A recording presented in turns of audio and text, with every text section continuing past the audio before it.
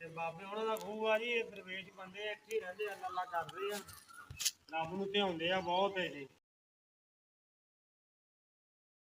12 kilo ਦਾ ਹੈਗਾ ਖਾਣੇ ਵਾਸਤੇ ਬੜੇ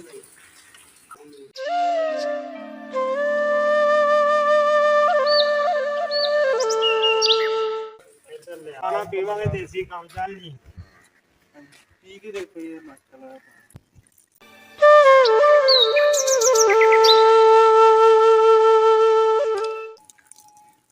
ਅੱਡ ਗੋਰਿਆ ਜਾਣਾ ਹੁੰਦੀਆਂ। ਹਾਂਜੀ ਬਹੁਤ ਮਿੱਠਾ ਪਾਣੀ, ਸਵਾਦ ਆ ਪਾਣੀ ਵੀ। ਪਾਣੀ ਬਹੁਤ ਅੱਛਾ ਬਹੁਤ ਪਾਣੀ ਹੈ, ਤਾਂ ਨੈਸਲੇ ਵਾਲਾ ਹੀ ਲੱਗਦਾ ਪਾਣੀ। ਤੁਸੀਂ ਹਾਂਜੀ ਇਹਦੇ ਮੁਕਾਬਲੇ